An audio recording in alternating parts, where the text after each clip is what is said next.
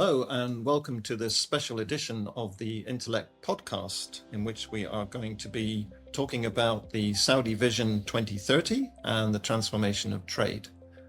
My name's David Henner and I'm delighted to welcome three distinguished panelists today. First of all, a man who needs no introduction, Osama bin Saleh Bukhari, head of the ICC Banking Commission here in Saudi Arabia. Special guest. Thank you very much for joining us today, Osama.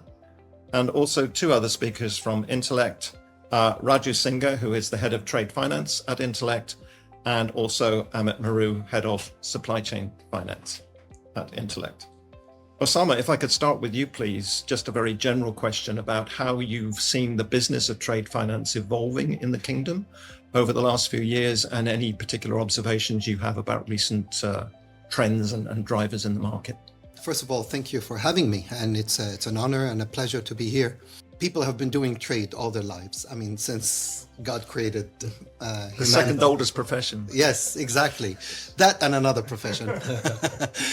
True. So trade has always been there, especially if you talk about the western region of Saudi Arabia, mainly Jeddah, because it was the main port, and because of the pilgrimage and the Umrah. So I would say the religious aspect of people coming in and out, that would always come with trade, because they would need to exchange goods or exchange different I would say means of living. I mean, we're talking about way before there was like actual trade finance or anything like that.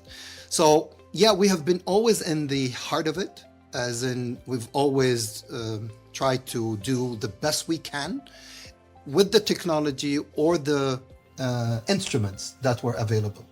Now, fast forward to this time, and as you know, which is not directly related to trade finance, but the RTGS system, which is the real-time gross settlement that was created by our central bank it was live in 1997.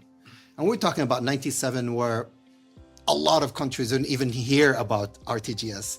So this is how advanced, we always aim to be. And of course, trade is something that is needed because, originally, because, why LCs were created, and we all know that, is just because of the trust factor between countries. So I'm a company in Saudi, I would like to import something from whatever country it is. So, we need to open an LC to be able to, to do that, because, there's no trust really. We don't know each other. Once that trust element is there, we move to open accounts and other stuff. And that's what we see the trend on a global scale. The trade versus trade finance. Trade finance is extremely small when it comes to the global trade. But that small bit, it's still in the billions of dollars. So it's still significant. And that's why we need to do a lot of evolution in that. Saudi is no different than any other market. We're in the heart of it. And recently, SAMA is leading an initiative to digitalize the entire trade process. Of course, being part of the ICC, we're very much in the middle of it, because DSI, the Digital Standard Initiative, which is based in Singapore, is really setting the standard on a global scale. And we are in touch with Singapore, Saudi, and the central bank to build this capability. And this, of course, will require a lot of legislative changes, not just business processes. Exactly, yes. Raju, perhaps following on from Osama's opening remarks, what can you tell us about how Intellect is positioning itself to address the market here in the kingdom, and to take advantage of the opportunities for growth as presented by the Vision 2030? First of all, thank you for hosting this. If you look at Intellect today, we are an enterprise, great solution provider for wholesale banking, and we have industry-specific solutions. And if you look at from what Saudi 2030 vision is, they want to get into other aspects of business other than oil, right? So oil has been the focus till now, but now they are diversifying into multiple, lines of industry. And one of them is obviously construction, your pharma, tourism, investment into, infrastructure, IT, And where we come in over here is we have very specialized solution for this industry. And if you look at trade as a whole, as Osama was saying, so it's a billions of dollars of business. So to be precise, it was like 62 billion is what the revenue of trade banks were, and they are expected to grow, not at a high rate, but it will still be on that part. And what we are missing is around 2 trillion business which SMEs bring in, which is not yet captured in this trade by banks. So if you look at from an Intellect perspective, we are working on solutions which will help bank to tap this untapped market, which is driving SMEs, and doing that in a very efficient and seamless way. And that's where we bring in our, if you say, AI capabilities, which are obviously helping bank to build autonomous and cognitive, solution into it.